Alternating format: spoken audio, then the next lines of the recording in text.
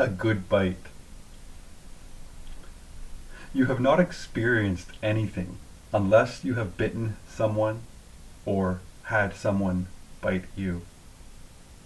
At some age during a child's growing period, they have a tendency to bite someone. It is usually their playmates. For some reason which has never been explained to me, grown-ups put down this tendency by the child more than any other habit he has.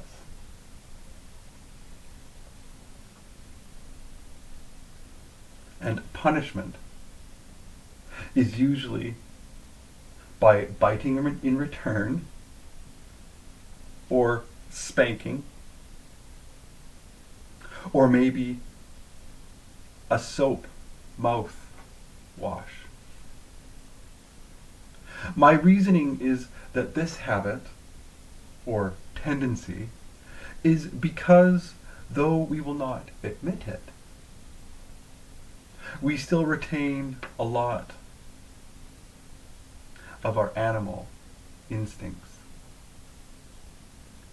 Biting is the common method used by most animals to assert and protect their rights. When a youngster bites, he does it to assert his rights, because to him there is no other way.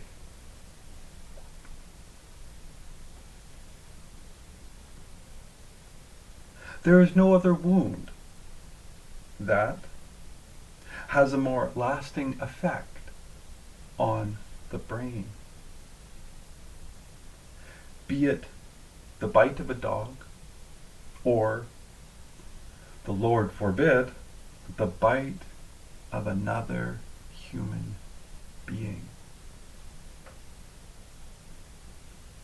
Its cowing effect has few masters or creates more fear. I'm speaking from experience. I have never been bitten by a dog. On the leg when I had both, and only once on my metal leg.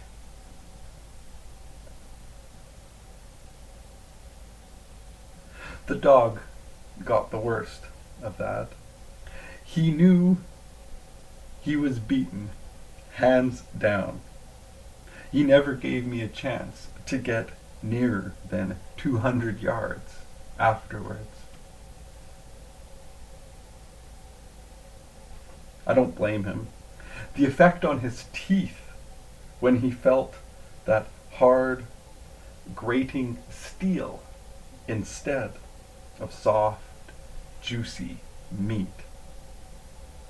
must have been an awful shock on his nervous system. At least his actions denoted this.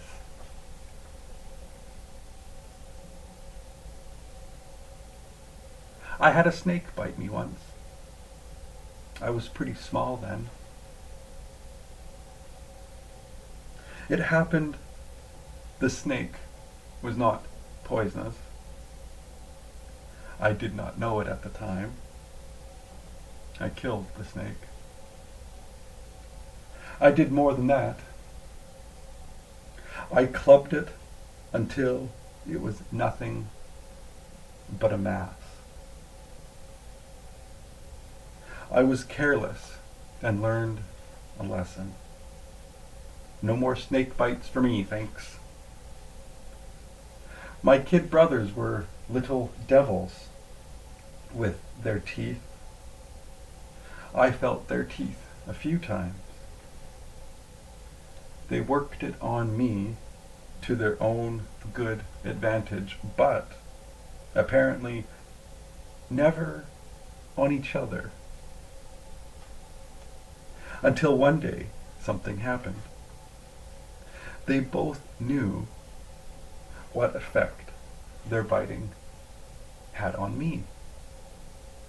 So to settle their differences, they used biting tactics on each other. One got a finger in his mouth and closed his teeth. The other lad, fighting for the release of his finger, got an ear in his mouth. He not only closed his teeth, but from the look of the ear, he did some chewing as well. The stubborn little cusses. Neither would let go. It must have been pretty painful to both. Their screams attracted Mother's attention and guided her into the barn, where she found them both locked in mortal combat. They had both drawn blood.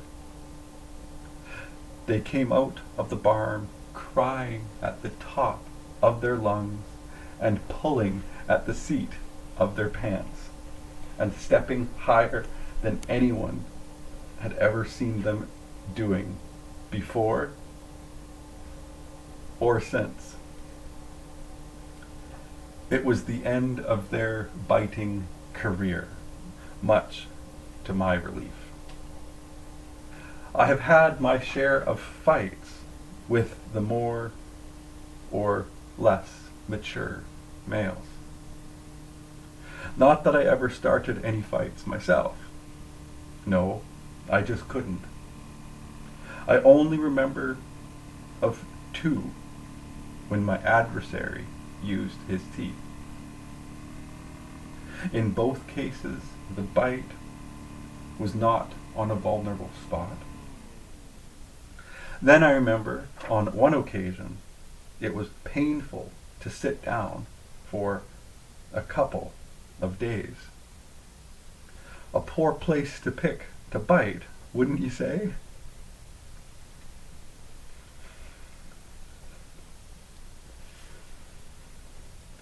If I remember correctly, the position he was in at the time, there was no other spot he could find to sink his teeth into. In my teen years, the occasion for biting never came to me. Since then, I never took a chance with my false teeth. That is, I mean in a fight. I learned that a kick on the shins was a good repellent against biting. Of course, I have been bitten by the fairer sex quite a few times, even to leaving tooth marks.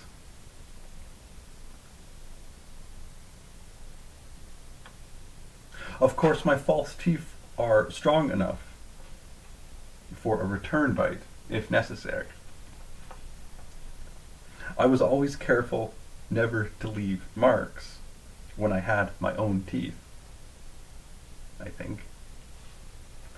I never took time out then to figure whether those feminine bites were persuasive, protective, anxiety, expectancy, or joy.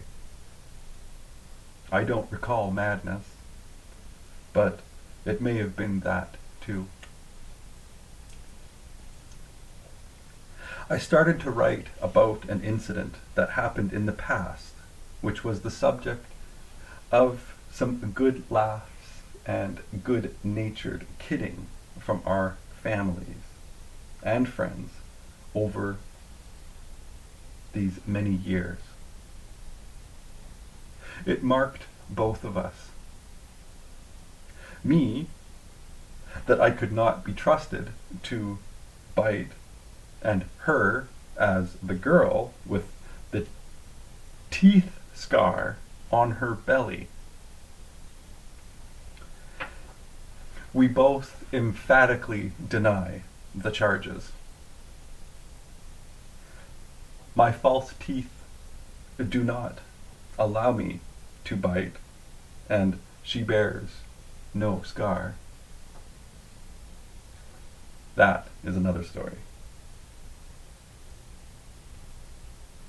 Instead of the story of an incident I got sidetracked into, some of the philosophy that has been my guide down through the years, or maybe I have been trying to prepare a good excuse for what I did beforehand. We were very young and played together at Grandma's. Elida, my cousin, was awful bossy. If I wanted to ride our wooden horses, she wanted to play Mama and Papa with her dolls. So we played with her dolls. If I wanted to play hide and seek, she wanted to go riding on our wooden horses. So we went riding. Whatever we did, it had to be what she wanted. Reason, she was the oldest, about 3 months. We would be about 3 at the time. 2, she was a little bigger than I. The ruling set up in those days was that the younger would obey their elders. We all learned to obey this law, or were severely punished. Anyway, that is the way. It was between us. One morning, grandfather hoisted me up on the seat of the big milk tank and took me with him to deliver the day's milk to the cheese factory. This was something new. Elida had to stay home. With big eyes as saucers, I gulped in all there was to see. It was the biggest building I'd ever seen. I still remember the smell. There were big tanks of milk, a lot of pipes and troughs of milk, some cold, some hot, and steam all over the place. There was a lot of water on the floor, too. It was really something. I chattered about what I had seen all the way home, and Grandpa added a few details he thought I would understand. As soon as we arrived home, I just had to build a cheese factory before I forgot it, and Elida and I could make cheese right at home. Then Grandpa would not have to go to the cheese factory with the milk.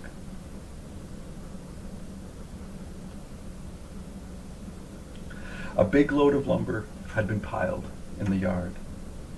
It was just what I needed. I gathered a bunch of small kindling wood from the woodshed and some glass jars from Grandma's storage room, being careful, and she did not see me. I had filled the jars with water, pretending it was milk, and set them out just right along the lumber pile, and was busy sticking the kindling wood pipes between the boards in the right places when Elida joined me. She said I was building it all wrong. She said she knew it was wrong because she had seen a cheese factory right beside the road when they were coming to Grandma's. I said I knew better than she did because Grandpa had taken me to see all through the cheese factory that morning. She got mad. Then because Grandpa had not taken her too. Older than me or not, when she dumped one of those milk tanks and changed my milk pipes, I got mad and the fight was on. Luckily, as I look back,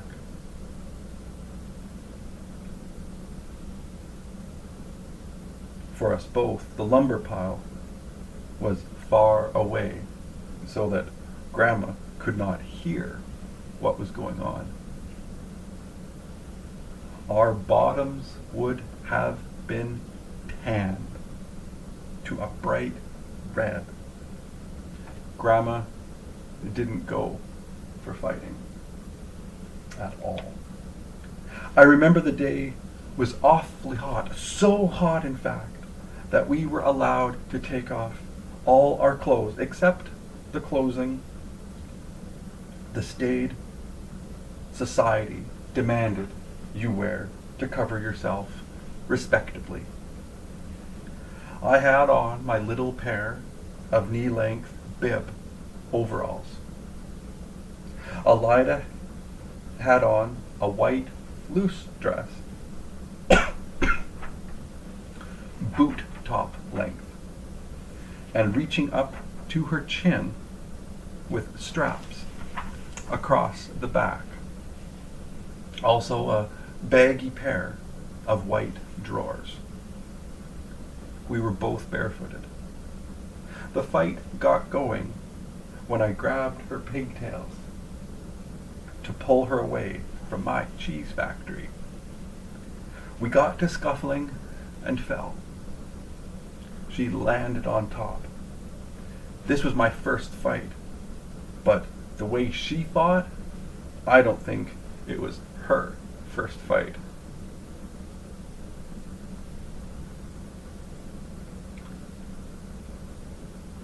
Lying there on the ground, Mother's words came to me. A boy should not fight with a girl. She was stronger than me. She had me down. I couldn't fight anyway, even if I wanted to. Her stomach was right across my mouth. I couldn't breathe. That warm, bare belly over my mouth offered my best chance. I had watched two dogs fighting.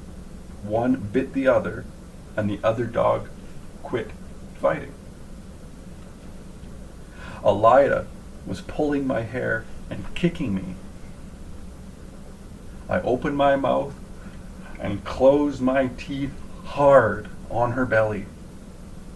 She kicked and yelled and pulled my hair as hard as she could, but I hung on. Soon she quit and lay still. I let go and crawled out from under her. She was crying. I said I was sorry, and so did she.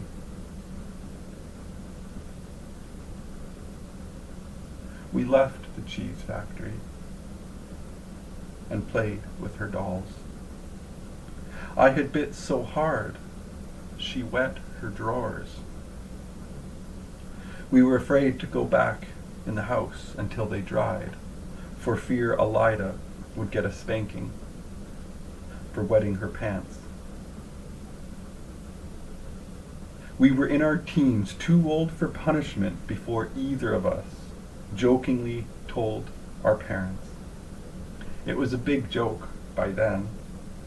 Funny, we played a lot together after that and never had another fight, even an argument. Whatever I wanted to do, we did together. She was a doll. I was just thinking that the reason for so many marriages breaking up these days might be because there's not enough good, hard biting going on. If a man was to really bite his wife the first night after they were married, it might stop the bad arguments and all. The separation stuff isn't good. The same as it was when I bit Elida. Maybe it was the spot I bit that made the difference. Some of you young guys should try it.